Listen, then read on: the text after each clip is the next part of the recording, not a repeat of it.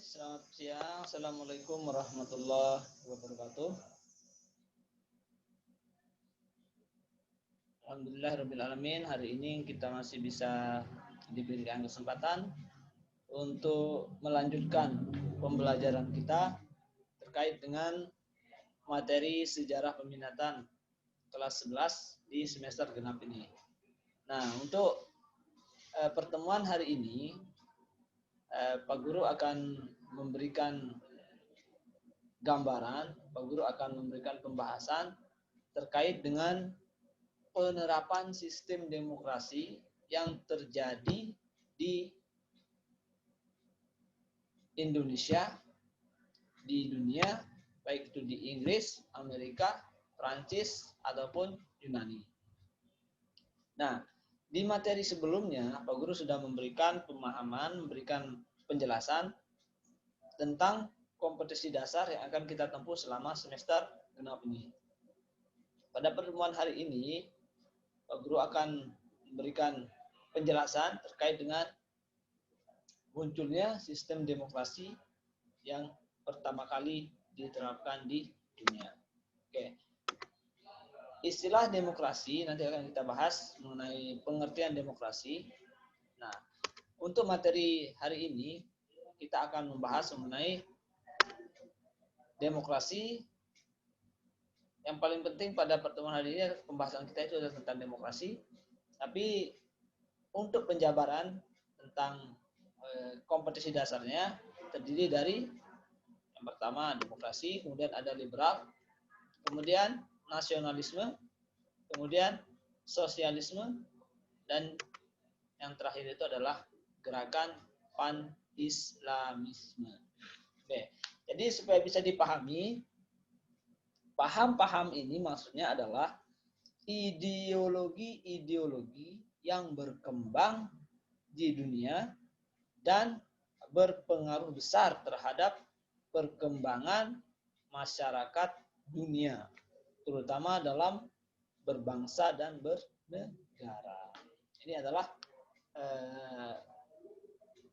ideologi-ideologi yang pernah muncul di dunia sehingga menyebabkan begitu banyak perubahan yang terjadi di negara-negara di dunia, yaitu demokrasi, kemudian liberal, nasionalisme, kemudian sosialisme, dan yang terakhir itu adalah pan-islamisme. Oke, selanjutnya pembahasan kita adalah yang pertama terkait dengan pengertian demokrasi. Oke, supaya kita memahami bahwa demokrasi ini merupakan pengertian dari rakyat dan pemerintahan, kedaulatan ataupun kepemimpinan. Jadi demokrasi sendiri berasal dari dua kata, yaitu yang pertama namanya demos dan yang kedua itu adalah kratia. Jadi demos itu artinya rakyat, kratia itu maksudnya adalah pemerintahan, kedaulatan ataupun kepemimpinan. Jadi sistem demokrasi ini intinya itu adalah pemerintahan yang untuk rakyat, dari rakyat, dan berasal dari rakyat. Oke, ini adalah pemahaman kita tentang pengertian demokrasi. Oke, selanjutnya bagaimana proses munculnya demokrasi sehingga demokrasi ini menjadi satu hal yang dianggap perlu dalam sebuah negara. Kita mulai dari Yunani dulu. Jadi istilah demokrasi ini dimulai atau berawal dari peradaban Yunani kuno. Sistem demokrasi ini sendiri telah berkembang di Yunani dan penerapannya itu disebut dengan atau proses, salah satu ciri yang diterapkan di demokrasi di Yunani itu adalah yang disebut dengan direct demokrasi atau demokrasi secara langsung. Nah, kemudian demokrasi secara langsung ini berkembang di Yunani sehingga negara-negara Yunani atau negara-negara bagian Yunani itu berubah. Satu negara itu ada pembagian wilayahnya. Jadi pembagian wilayah Yunani itu disebut dengan polis. polis itu merupakan negara-negara kecil, negara-negara yang disebut dengan negara kota. Masing-masing negara kota itu ada demesnya, ada perwakilan-perwakilannya, ada pembagian-pembagian wilayah lainnya. Itu yang ada di Yunani. Lalu bagaimana proses lahirnya demokrasi di Yunani? Jadi ada seorang tokoh yang sangat terkenal sekali di Yunani yang bernama Plato. Nah, jadi Plato ini dikenal sebagai bapak filosof dunia karena dia merupakan orang pertama menurut para sejarawan bahwa Plato ini adalah orang pertama yang mengeluarkan ide tentang demokrasinya.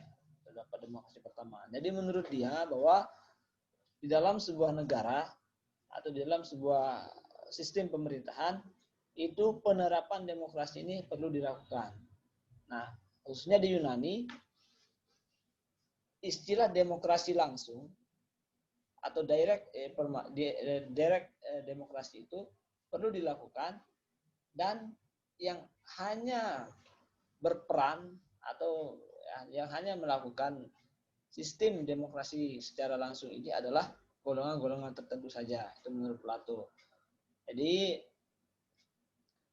demokrasi yang diterapkan di Yunani ini adalah misalnya tadi ada negara-negara kota yang dibentuk yang disebut dengan polis tadi. Nah, itu dengan polis. Bahwa di dalam sebuah polis itu ketika dia melakukan pemilihan pemimpin, dia harus melalui beberapa tahapan, yaitu melalui pemilihan umum. Nah, proses pemilihan umum inilah yang dilakukan pertama kali di Yunani untuk memilih pemimpin mereka, baik pemimpin polis atau pemimpin negara kota ataupun perwakilan yang disebut dengan demos atau perwakilan dari masing-masing distrik atau masing-masing kabupaten atau kecamatan yang ada di negara polis tadi. Nah, tapi menurut Plato, orang-orang yang boleh memilih pada waktu itu atau yang memilih secara langsung itu adalah golongan-golongan tertentu saja. Siapa itu? Yaitu para filosof atau orang-orang pemikir yang ada di Yunani. Itu saja yang boleh memilih. Bagaimana dengan rakyat biasa? Itu tidak diwajibkan untuk memilih demesnya karena mereka sudah diwakilkan oleh para filosof ini. Nah, itu maksudnya. Jadi ada beberapa tokoh yang mengembangkan tentang penerapan demokrasi di Yunani. Ada namanya Plato, kemudian ada namanya Cleisthenes, kemudian ada Priscillus, dan ada Demosthenes. Itu adalah tokoh-tokoh yang mengembangkan sistem demokrasi pertama kali di Yunani, sehingga berkembang sampai dengan sekarang, seperti demokrasi yang kita lihat di Indonesia. Oke.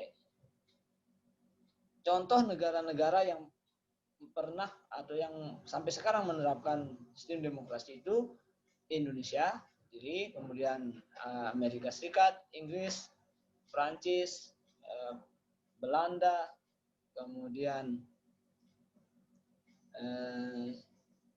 Jerman dan lain sebagainya. Itu adalah negara-negara yang masih atau yang menggunakan sistem demokrasi di dalam berbangsa dan bernegara. Oke, ini tentang pertama ya, lahirnya demokrasi. Yang pertama, pengertiannya itu adalah rakyat, ada pemerintahan, ada kedaulatan, dan ada kepemimpinan.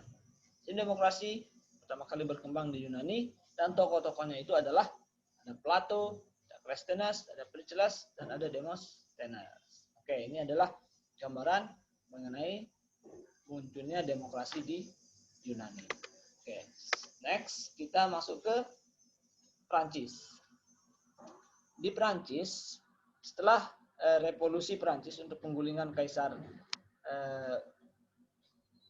revolusi Prancis pertama, muncullah negara-negara nasional yang ada di Eropa, termasuk Prancis. Nah, pada saat berkembangnya ilmu pengetahuan di Eropa, sejak zaman Renaissance itu, Prancis inilah yang menjadi pusat ilmu pengetahuan atau lahirnya tokoh-tokoh terkemuka yang menjadi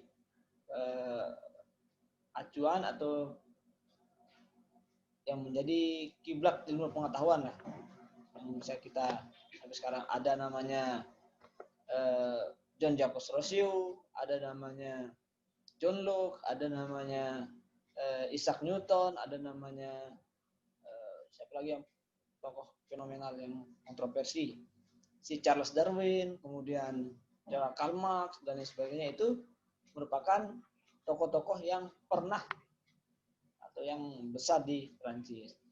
Nah, kemudian sistem demokrasi di Prancis bisa diistilahkan dengan penerapan secara langsung tata kelola negara dengan menggunakan sistem parlementer. Kemudian perkembangan demokrasi diawali dengan munculnya seorang tokoh di Prancis yang bernama Baron de la Montesquieu. Nah, dia itu adalah seorang tokoh yang memiliki pemikiran atau yang mengeluarkan pemikiran tentang pentingnya 3 pilar di dalam sebuah negara yang menganut sistem demokrasi. Nah, istilah-istilah yang dikeluarkan oleh Montesquieu ini sampai sekarang banyak negara-negara yang menerapkan tentang pola yang akan dilakukan atau yang pola yang dilakukan oleh negara-negara yang menganut paham demokrasi. Yaitu apa namanya? Yang pertama, di dalam sebuah negara demokrasi itu harus memiliki 3 lembaga penting. Yang pertama ada eksekutifnya, kemudian ada legislatifnya, dan yang ketiga itu ada yudikatifnya. Apa itu eksekutif? Jadi lembaga ini adalah lembaga tertinggi, lembaga tinggi yang bertugas untuk menjalankan pemerintahan, mengeksekusi pemerintahan, menjalankan roda pemerintahan. Jadi dia terdiri dari ada presiden, kemudian ada menteri, ada gubernur, ada wali kota dan lain sebagainya. Itu adalah lembaga yang disebut lembaga eksekutif yang terdiri dari tokoh-tokoh eksekutif pemerintahan yang menjalankan pemerintahan. Nah, kemudian menurut dia, menurut Montesquieu ini, yang poin yang kedua yang paling diperlukan dalam sebuah negara demokrasi itu adalah harus ada lembaga legislatifnya, DPR-nya, harus ada lembaga perwakilannya. Nah, kenapa diperlukan demikian? Karena untuk mengawasi kinerja dari eksekutif ini diperlukanlah lembaga yang mengontrol, yang mengcek and balance, mengontrol, penyeimbang antara kekuatan eksekutif dan diwakilkan oleh kekuatan rakyat yang diwakili oleh lembaga-lembaga legislatif atau tokoh-tokoh yang berasal dari legislatif seperti anggota DPR dan anggota MPR yang kita pilih. Nah, itu yang diperlukan untuk mengontrol kinerja yang dilakukan oleh pemerintah. Kemudian ada yang ketiga yang harus diperlukan dalam sebuah negara demokrasi itu adalah ada istilahnya yudikatif. Yudikatif ini sebuah lembaga peradilan. Lembaga peradilan di mana lembaga peradilan inilah yang akan mengadili setiap sengketa atau kesalahan yang dilakukan oleh tidak hanya eksekutif tapi juga legislatif, bahkan rakyat juga harus diadili sesuai dengan kesalahan-kesalahan yang dilakukan. Ini pentingnya di dalam sebuah negara demokrasi. Jadi harus ada 3 pilarnya. Amerika, Indonesia, kemudian Inggris, kemudian Prancis juga menerapkan sistem yang disebut dengan trias politika ini. Oke, ini awal munculnya demokrasi di Prancis karena adanya sistem ini. Kemudian di dalam sebuah buku di Montesquieu ini menulis tentang trias politika ini. Judul bukunya itu namanya Spirit of the Law. Jadi nanti inilah yang memberikan yang dampak besarnya dari munculnya buku ini atau bisa diterapkan di negara-negara di dunia yang masih kita rasakan atau yang masih berlangsung sampai dengan sekarang. Itu tiras politika. Misalnya kalau di Amerika itu ada apa namanya? Kalau di Amerika itu ada gedung putihnya. Ada gedung putih di sana. Tetapi di Amerika itu hanya menggunakan apa istilahnya? Tidak menggunakan multi partai, tidak menggunakan banyak partai di dalam melakukan pemilihan anggota senatnya. Kalau di Amerika dia hanya menggunakan sistem politik direct demokrasi, juga direct politik, tetapi yang hanya di sana terdapat dua partai saja, yaitu Partai Republik dan Partai Demokrat. Nah, itu adalah dua partai yang bertarung baik di dalam pemilihan presiden maupun di dalam pemilihan senatnya. Nah, itu adalah negara Amerika yang hanya menganut sistem dua partai, tidak menganut sistem multi partai. Itu di Amerika. Dan penerapan lembaga eksekutif, legislatif, dan yudikatif ini juga diterapkan di sana. Oke, itu tentang Amerika.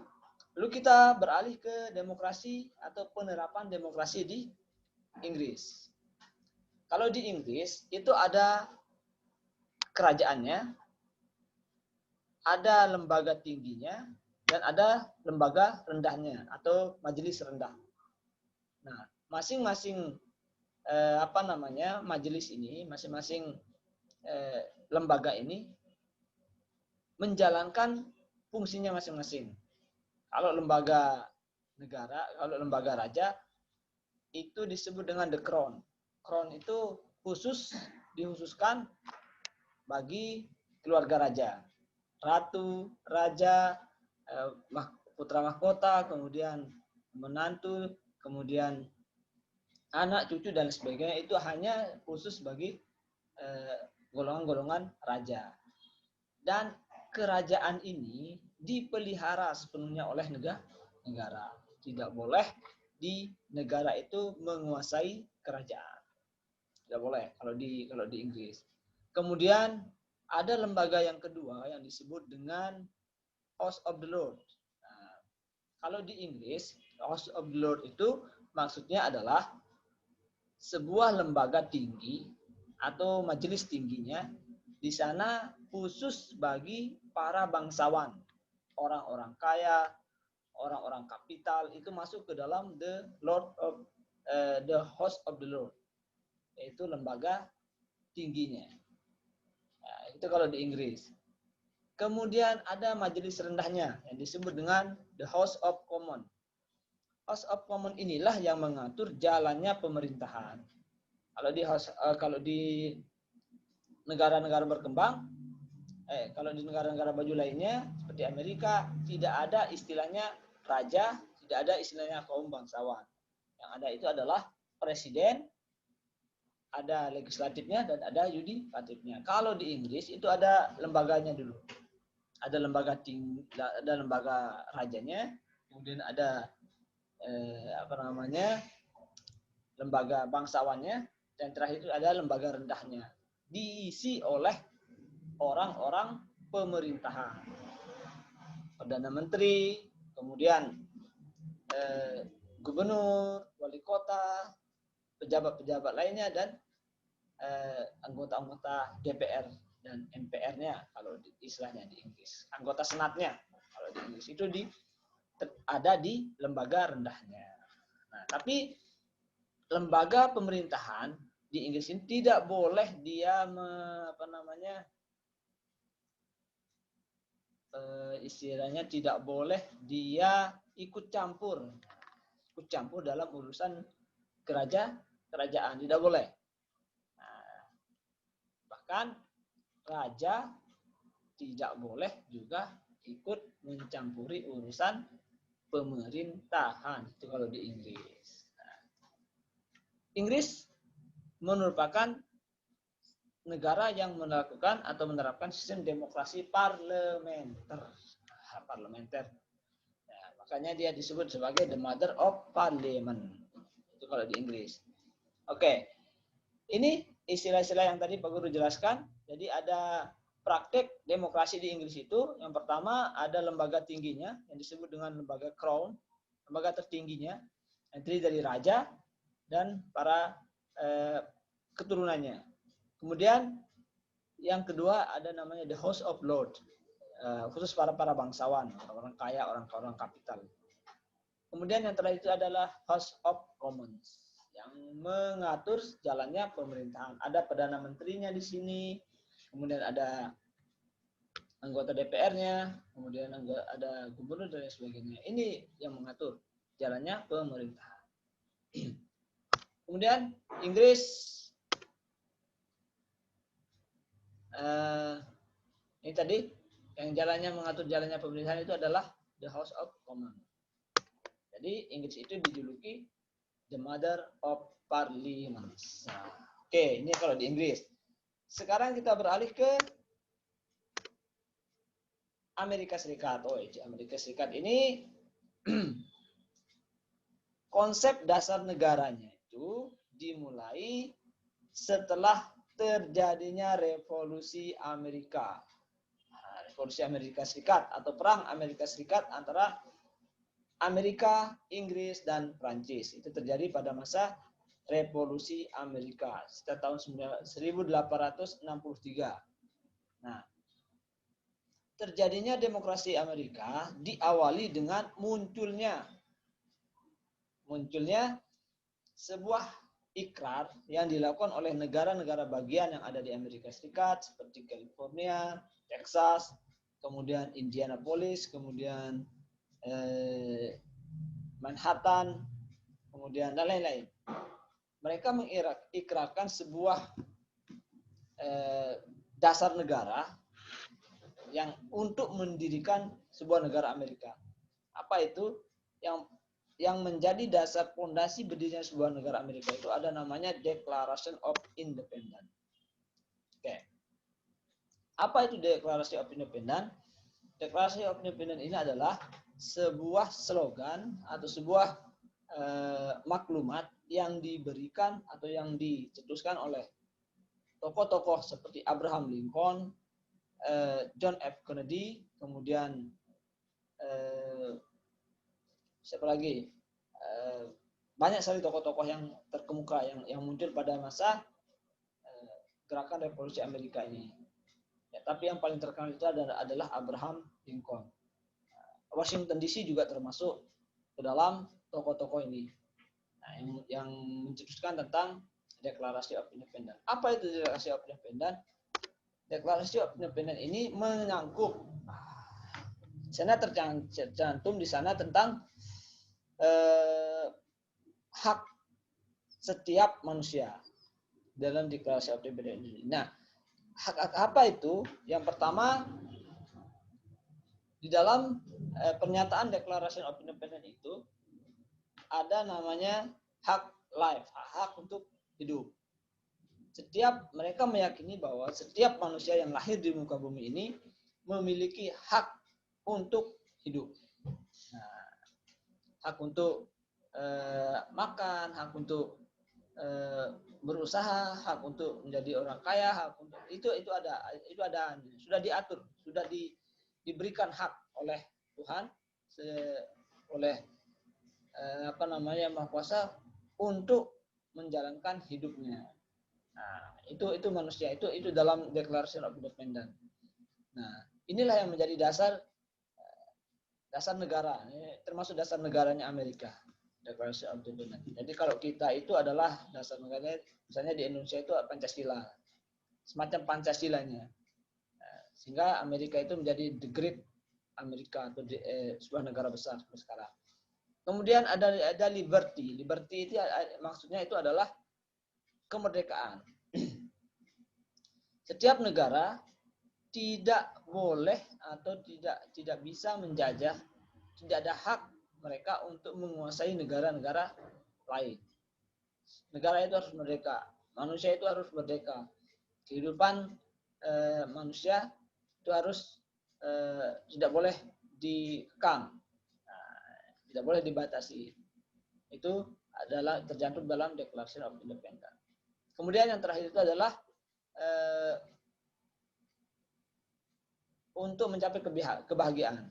Jadi tujuannya itu adalah manusia itu sudah memiliki hak-hak ini. Ingin bahagia, ingin hidup, ingin merdeka. Ini adalah hak-hak dasar yang sudah diberikan Tuhan atau Yang Maha Kuasa kepada manusia. Hak hidup, hak merdeka, dan hak bahagia. Nah, ini yang ada di Amerika. Kemudian tokoh menggagasnya itu sendiri adalah bernama Abraham Lincoln. Nah, ini salah satu tokohnya yang paling terkenal ini. Abraham Lincoln. Dia dijadikan sebagai presiden pertama Amerika Serikat setelah terjadinya Perang Kemerdekaan Amerika atau Revolusi Amerika. Oke, selanjutnya menurut Abraham Lincoln, nah ini yang paling yang paling kita sering dengar itu adalah pemahaman manusia atau pemahaman kita terhadap demokrasi itu adalah yang pertama, demokrasi itu sendiri ketika diterapkan di Amerika harus sesuai dengan aspirasi rakyat. Makanya Abraham Lincoln mengistilahkan demokrasi itu memiliki makna pemerintahan yang berasal dari rakyat, oleh rakyat, dan untuk rakyat. Nah, ini yang diterapkan oleh Amerika Serikat sehingga dia dikenal sebagai negara yang paling demokratis. Nah, menurut para sejarawan. Oke, ini di Amerika. Yang terakhir, bagaimana pengaruhnya terhadap perkembangan demokrasi ini terhadap kehidupan masyarakat yang ada di Asia. Kita masuk ke pengaruh demokrasi di kawasan Asia, khususnya di Indonesia. Istilah demokrasi ini kemudian berlanjut di Indonesia. Pada saat itu Indonesia masih dikuasai oleh Belanda. Nah, para pemuda yang muncul sekitar tahun 1908 dengan berdirinya organisasi-organisasi kemerdekaan itu, organisasi-organisasi sosial seperti NU, Muhammadiyah, kemudian PI, SDI, kemudian Industri Party dan lain sebagainya, mereka itu sudah memahami tentang konsep demokrasi ini. Hal yang paling mereka lakukan itu adalah mereka menuntut keterwakilan atau mereka menuntut adanya lembaga yang akan mewakili suara-suara dari masing-masing golongan ini. Jadi pemerintah Hindia Belanda pada waktu itu membentuk sebuah lembaga yang disebut dengan Volksraad. Nah, jadi lembaga Volksraad ini kalau kita istilahkan sekarang itu adalah lembaga DPR dan MPR-nya. Nah, itu kalau di Indonesia ada pengaruhnya. Jadi munculnya istilah demokrasi pertama di Indonesia dengan didirikannya atau dibuatnya sebuah lembaga yang disebut dengan Volksraad. Oke, yang terakhir, bagaimana pengaruh demokrasi di Afrika? Kalau di Afrika ini, demokrasi ini menjadi salah satu cara yang paling tepat untuk menghilangkan praktik politik apartheid di Afrika. Apa itu politik apartheid?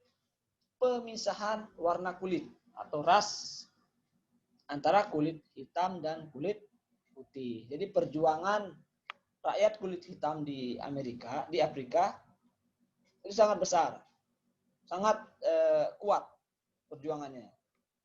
Kurang lebih 35 tahun, 32 tahun mereka melakukan upaya untuk membebaskan diri dari politik atau cengkeraman politik apartheid ini. Rakyat Afrika tidak boleh mendirikan pemukiman yang bersebelahan dengan golongan kulit putih. Bahkan mereka tidak boleh berbelanja, tidak boleh menikah dengan kulit putih dan sebagainya.